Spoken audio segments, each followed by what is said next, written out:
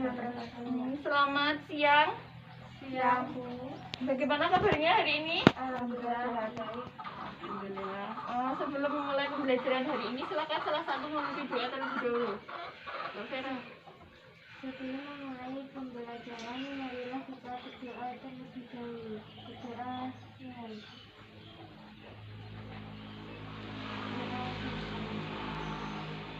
Baik. Sekarang Ibu absen dulu ya. Nafida Naswa Ramdhani Hadirah. Sofiana Khalil Muktafirah Hadirah. Vera R. Julia Hadirah. Ya, semua ya.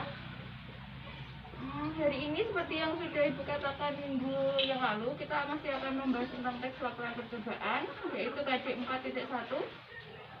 Menyimpulkan tujuan, bahan atau alat, langkah, dan hasil laporan yang didengar dan atau dibaca.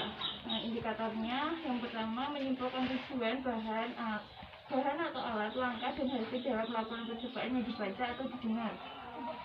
Yang kedua, menuliskan kembali ringkasan teks laporan percobaan yang dibaca atau didengar dengan menggunakan bahasa sendiri. Oke. Sekarang Ibu akan membagikan tugas yang kemarin. Ini sudah Ibu nilai, tapi nanti kita bahas sama-sama ya. Silakan salah satu jamnya. Apa yang dibagikan?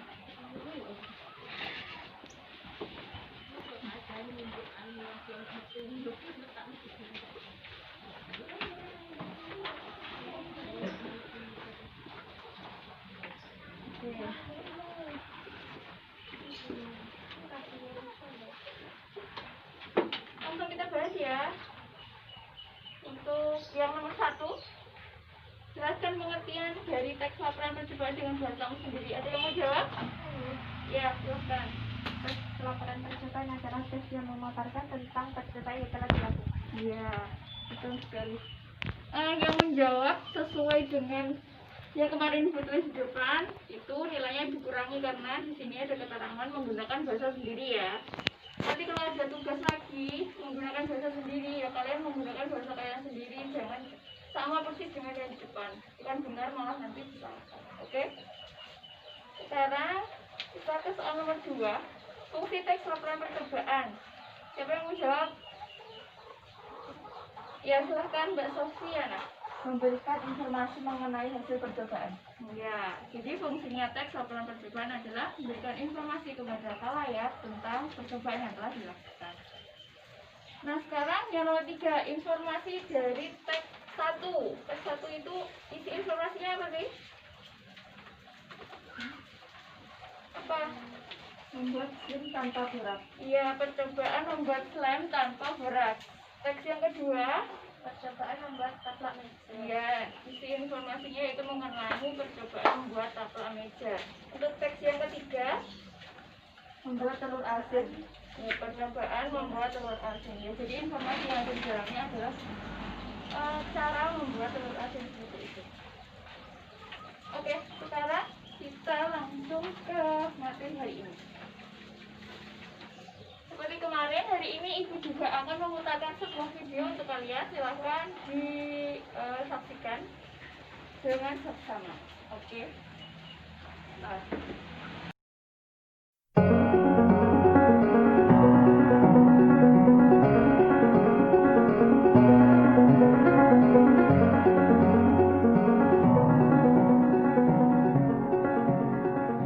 Nah, tadi sudah Ibu putarkan sebuah video kan?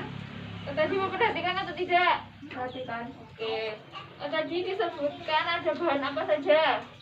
Air. Air, terus Cermin. cermin, Dan ember atau bak. ya, ember. Kemudian memanfaatkan apa tadi? Cahaya. Iya, cahaya matahari. Oke. Dari video tersebut kira-kira bisa tidak disusun sebuah teks laporan percobaan? Bisa atau tidak? Bisa. Ada dihitung. Bisa tidak? Bisa kayaknya tuh. Bisa. Ya tentu saja bisa. Tadi sudah ada alat dan bahan. Kemudian ada hasilnya tadi apa? Pantulan cermin hasilkan cahaya singkatan seperti pelangi. Iya. Betul sekali. Berarti bisa ya? Bisa atau tidak? Bisa. Sekarang buka LKS-nya.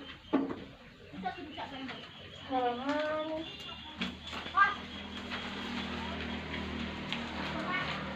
halaman 4. Halaman 4 ya. Halaman 4 sudah dibuka LKS-nya halaman 4. Sudah, oke. Silakan dibaca. Salah satu dibaca. Yang ini, yang teks 1 membuat baterai dari sabun. Iya. Ya Allah. Silakan salah satu saja yang baca ya. Mbak Sofiana, silakan dibaca. Tidak apa-apa, dibaca ya.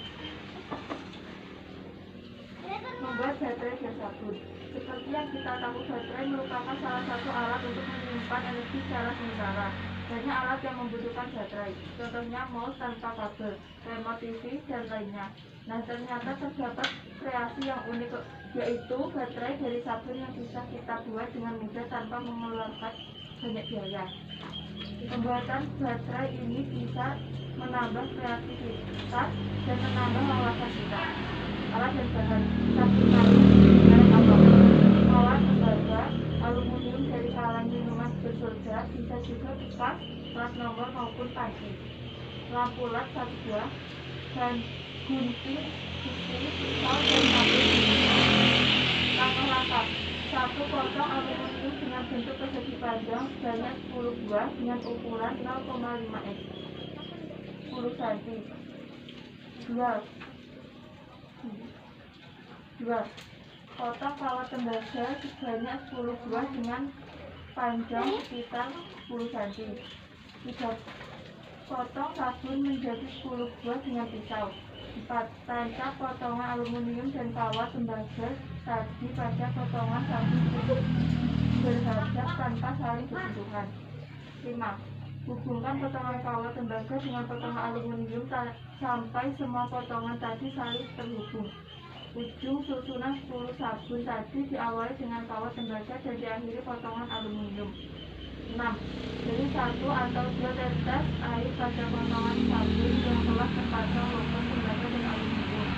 7. Kabel listrik lalu dihubungkan dengan kabel lampu LED. Apabila tidak menyala, kabel tersebut ditukarkan posisinya pula kabel LED tersebut. 8. Lampu LED akan menyala selama sabun dalam keadaan basah. Apabila mati, tinggal menetes 2 tetes air pada potongan sabun. Ketika proses pembuatan sudah selesai, maka kamu sudah mempunyai energi alternatif. Bisa juga kamu mengembangkan kreasi ini sehingga bisa bermanfaat bagi banyak orang. Kita bisa memanfaatkan bahan di sekitar kita untuk membuat energi, misalnya dengan menggunakan bahan botol, kentang, jeruk nipis, dan lainnya. Bahan bisa digunakan untuk membuat baterai asalkan kandungan pH di atas 7. Oke, ya. Sekarang Ibu tanya ya, dari video tadi sama yang sudah dibaca oleh Mbak Sofiana, kira-kira lebih jelas yang mana? Yang lebih jelas, lebih lengkap, lebih mudah dimengerti. Teks ya? Oke. Yang lebih jelas dan lebih lengkap itu yang teksnya ya. Nah, jadi kejelasan informasi itu berkaitan dengan kelengkapan informasi. Jadi kalau informasinya lengkap, maka kita itu jelas mendapatkan informasinya seperti itu. Kalau informasinya tidak lengkap, maka kita akan bingung atau informasinya itu tidak jelas seperti itu. Oke, sekarang kita ke materi ya. Nah, di sini teks laporan percobaan. Kita hari ini akan presentasi sistematika daripada teks laporan percobaan. Nah, sistematika teks laporan percobaan yang pertama ada judul, yang kedua tujuan, yang ketiga ada alat, langkah, yang kelima hasil, dan yang terakhir kesimpulan. Oke. Ada yang bisa menjelaskan judul itu apa? Judul itu apa? Sudah dilihat. Coba. Judul ini sudah sangat umum loh, bukan hanya di laporan percobaan kan, lalu ada yang namanya judul.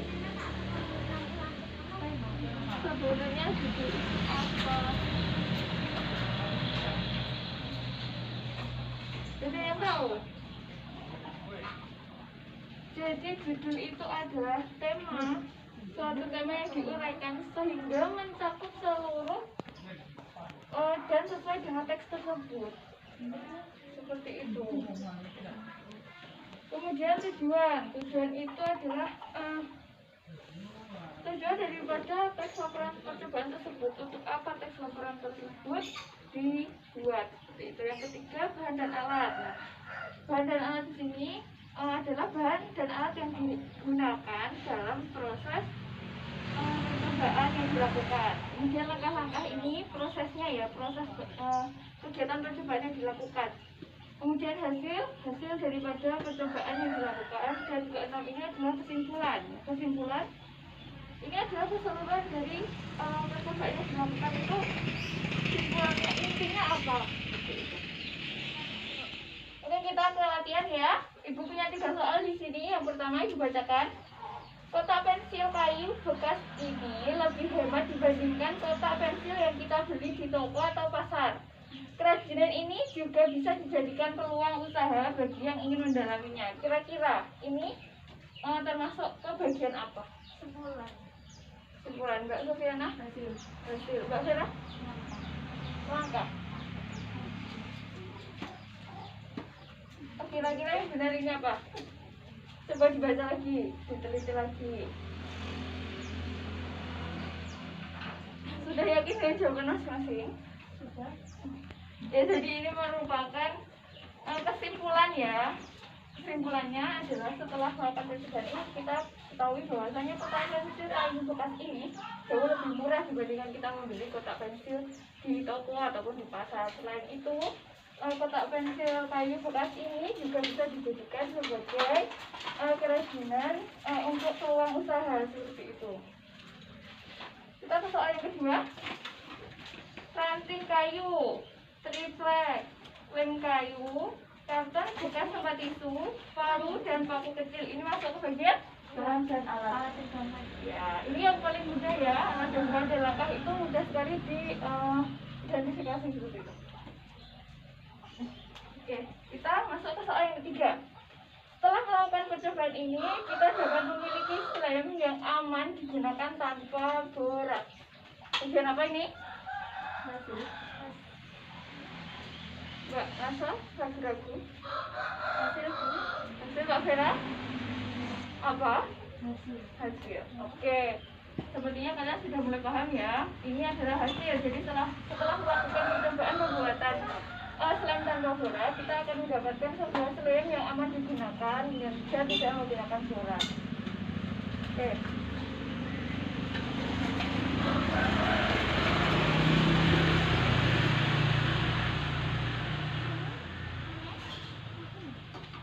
Tadi kita sudah menonton video, sudah membaca teks laporan percobaan yang ada di LKS, kemudian sudah mempelajari sistematika teks laporan percobaan, dan kita juga sudah melakukan latihan. Jadi sedikit latihan soal ya. Sekarang waktunya Ibu memberikan kalian tugas. Bukan tugas ya, latihan. Ini untuk mengetahui sampai di mana pemahaman kalian tentang pembelajaran hari ini. Dibagi ya tulisnya.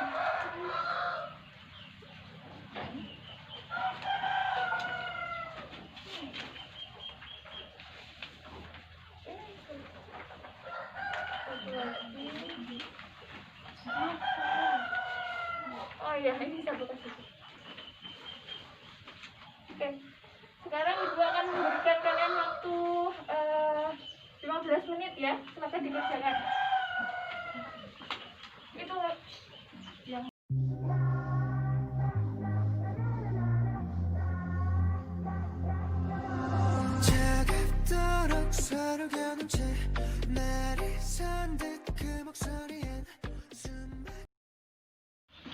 hampir lupa untuk tugas yang kedua itu. Nanti setelah itu selesai, Ibu akan memutarkan sebuah video ya. Oke, sekarang itu segera diselesaikan tugasnya. Udah? Udah ya? Oke, pinter. Oke, sekarang yang langsung saja ya, persoalan nomor 1 yang bagian judul. Judulnya apa itu? Teksnya? Membuat pendingin sederhana.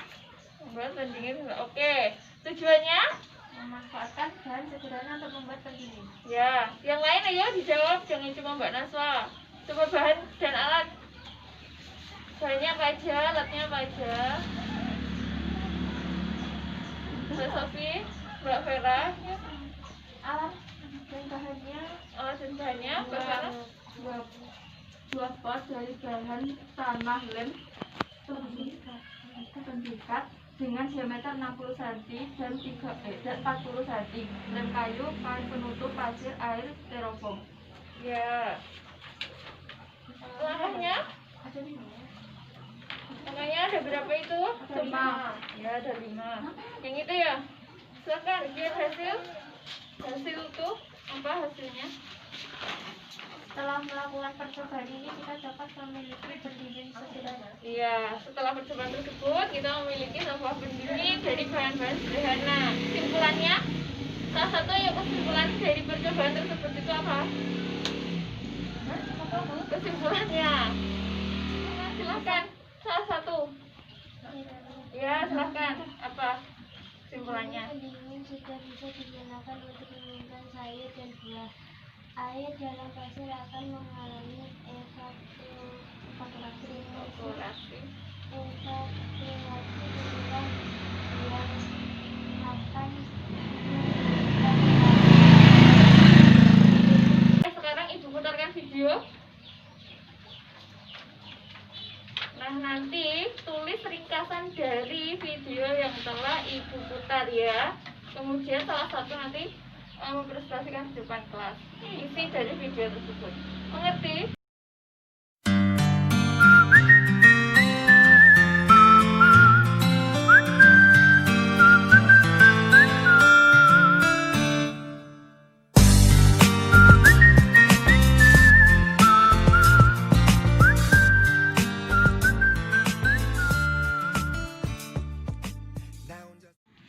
Ya, tadi sudah Ibu putarkan videonya. Seperti yang sudah dijelaskan tadi, salah satu silakan maju ke depan untuk menyampaikan isi daripada video tadi. Ya, silakan Mbak Elsa. Ya. Ya, video tadi pada siapa? Video tersebut berisi laporan percobaan membuat lilin batik. Itu ada tujuannya, mengetahui zat cair yang dapat digunakan untuk membuat lilin. Alat dan bahan: gunting, tusuk gigi, gelas, tutup makanan dari plastik, sumbu lilin, air, minyak sayur, pewarna makanan. Langkah-langkah: pertama, siapkan gelas. 2. Tuang air ke dalam gelas. 3. Tuang minyak sayur ke dalam gelas yang telah diisi air. 4. Siapkan plastik atau pengambang sumbu lilin sesuai diameter gelasnya. 5. Bolongi plastik yang dengan tusuk gigi untuk sumbu. 6. Masukkan lilin ke dalam bolongan. Tambahkan pewarna makanan biar lebih cantik. 7. Taruh sumbu di atas gelas. 8. Nyalakan lilin. Adapun juga kesimpulannya, yaitu air dan minyak dapat dijadikan sebagai bahan pembuatan lilin dan kita dapat menghemat uang saat mati listrik. Ya, bagus sekali jawabannya. Silakan kembali ke tempat duduk. Nah, untuk tugasnya silakan dikumpulkan. Ibu akan cek satu persatu karena yang lain tadi Ibu belum tahu ya. Cuma punya Mbak Naswa yang ada. Silakan, ayo dikumpulkan dulu.